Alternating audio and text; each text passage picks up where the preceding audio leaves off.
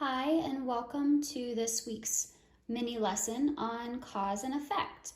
This week, our online topic for our classes online is cause and effect, and I wanted to post this video on our YouTube channel so it can be easily assessed for later. The first thing I want to do is talk about cause and effect. Now, I am a reading teacher, but I do know cause and effect is outside of the reading class too. It is outside of books. It is in everyday life, and even in science class, we've learned about cause and effect. I don't want you to isolate the terms cause and effect only when it comes to reading.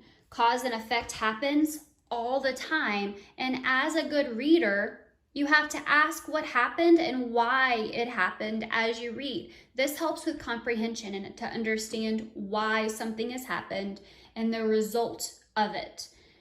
The first thing I want to do on our anchor chart is point out the meaning of cause. So on the arrow at the top, it says cause, the reason why something happened. So the cause is going to make an effect, and the effect is the result of what happened because of the cause. In purple, it says there's key words to help you find a cause and effect relationship. These key words are in the black bracket. So I listed some keywords, we call them signal words or trigger words, to help you know when you're reading that there's going to be a cause and effect relationship. It doesn't always mean the cause comes first, but when you see the words that are in the black bracket, those are words to help you know that there's a relationship happening between effect and causes, or cause and effects. So we have according to, if, and then. And again, that is such a science thing. Thinking about making hypothesis for science experiments. If I do this, then this will happen. This is cause and effect. Then we just have the word then. We have lead to, consequently, as a result, in order to, this caused, because, for this reason, resulting, so, since, this is why, therefore. When we are reading and we see any of these terms, we know there is a cause and effect relationship happening in the text right there. And good readers, this is the bottom in the orange, good readers ask what happened and why did it happen. Here's a very easy example. The sun was hot, so, and again, that was one of those signal words from our list.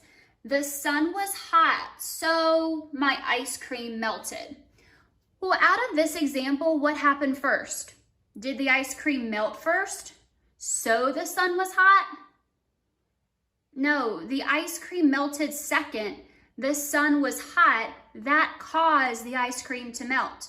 When we're reading, the cause sometimes comes up second in the text, and what we have first is the effect.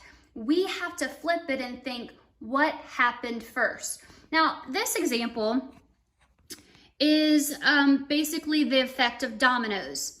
If, and again, if, then, are some signal words for cause and effect relationship. If I knock over the green block, something is going to happen to the rest of the blocks. There's going to be an effect because I did something. One of my actions is going to cause something else to happen.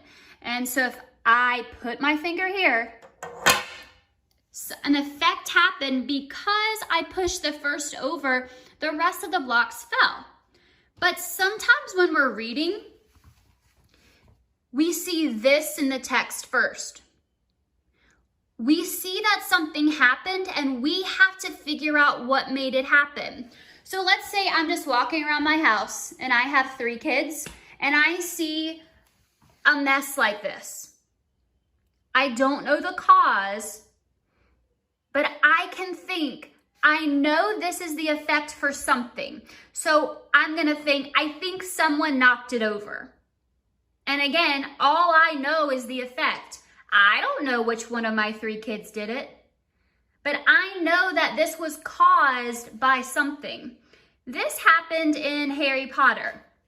My homeroom is currently reading Harry Potter, and we know a couple things about Harry. We know that his parents were killed. Because of that, he has to go live with the Dursleys. Because his parents, there is the word because his parents died, he had to go live with the Dursleys. And actually, the author of Harry Potter, J.K. Rowling, her mother died. So when she was writing Harry Potter, she wanted the same effect to happen with Harry. That caused a lot of emotion in her and wanted to pass it on to the reader. So in our own lives, because things happen, there's an effect of that. Any choice you make has an effect. Things happen because things cause them to. Also, reading Harry Potter a little bit ago too, with my own family, there is a scene that Harry and Ron and Hermione can smell something terrible. They say it smells like a public toilet that hasn't been cleaned in a while. They have a smell. Then they see the troll. Well, what came first, the smell or the troll? What was there first? The troll was there, but they didn't see the troll first. They could smell it. The effect was the smell, but what caused the smell? The troll. So don't think when you're reading, the cause always neatly happens first. Most great books have a mix of cause and effect, and then showing you the effect and then the cause. In class this week, I want you guys to practice with me reading along a short text and finding some cause and effects. Stories don't always have just one cause and effect. It's multiple times happening within chapter books. Thank you. Have a great day.